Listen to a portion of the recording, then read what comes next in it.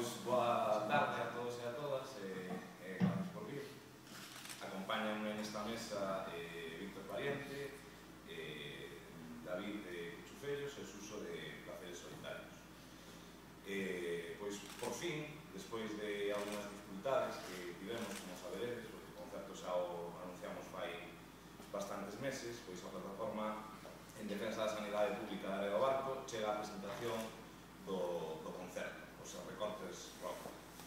Este é un evento de grande calado para pechar o ano, onde van a participar 5 grupos galegos que dentro da plataforma queremos agradecer pois a súa encarecidamente, ademais, a súa colaboración. Este é o cartel. No concerto participarán 5 grupos en saída, Placeres Solitarios, Navegando a Rovento, Trasnochando e os Cuchufellos. Tenemos como presentadora de luxo a Diana Martínez. O concerto será o venres 30 ás 10 da noite no campo da festa do Malecón, do Barco.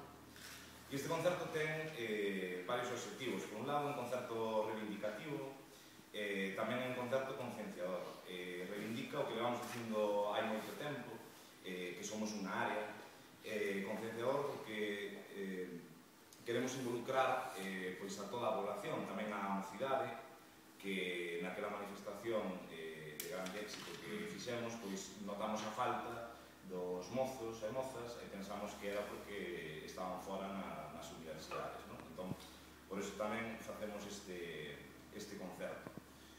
Por outro lado, tamén recaudaremos fondos para dotar a plataforma de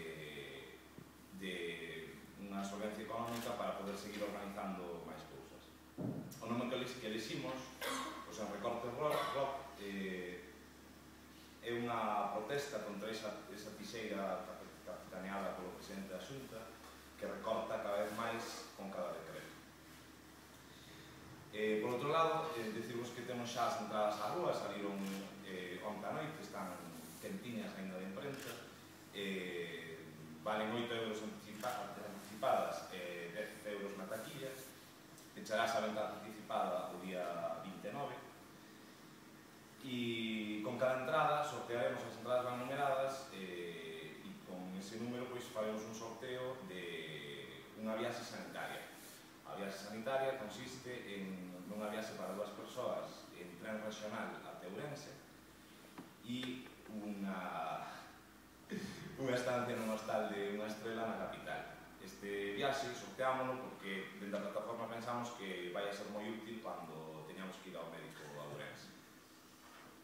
E sen máis, vos deixo con Víctor Pariente, que vos desgranará estes últimos pasos da Xunta cara ao desmantelamento da sanidade pública. Sí, gracias.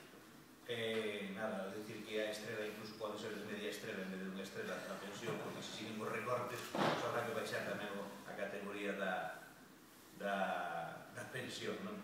Bueno, como decía, pois o concerto esta é un acto máis da plataforma para seguir mantendo viva entre a poboación a inquietud e a movilización. A movilización, por qué? Pois porque todas aquelas cuestións que reivindicamos en outubro pasado pois siguen encima da mesa, pero non só siguen esas cuestións encima da mesa, sino que según van pasando os meses, pois o goberno da Xunta de Galicia, que é o responsable da sanidade en Galicia, e xa veremos despois o que pasa co goberno central, pois vai avanzando máis recortes, xa non só que afectan exclusivamente a área sanitaria de Valdeorras, senón que afecta ao conxunto da sociedade galega, non?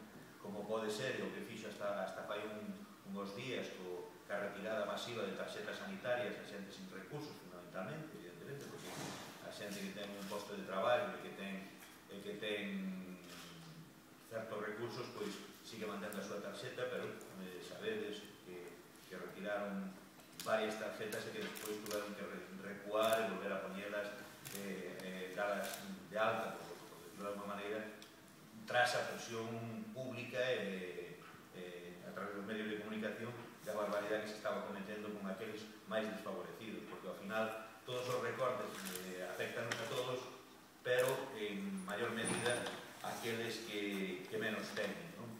Outras medidas que se anunciou tamén foi a posibilidade de, xa non dun copago sanitario, sino dun pago sanitario, o pago por hospitalización, por algúns dos servicios de hospitalización, que é un pouco inquietante falar de algúns dos servicios de hospitalización, porque se as medicinas e a atención médica e de personal da sanidade está garantizada, que é o que vamos pagar, comida, as toallas, vai haber que levar as sábanas da casa, cousas así por el estilo. Eso está escrito, está nos desarrollos de consellos da Xunta, é dicir, que non son ocurrencias que salen dun día para outro e que nós podemos criticar así que nos digan non, que iso non é así, non, que está escrito, non é ninguna cousa que se acabe que nos acabemos de inventar. Por exemplo, o pago das prótesis, volver a aquel sistema de que o enfermo tiña que pagar as sillas de rodas, muletas, todas aquelas cuestións que agora o que fai é só pagar unha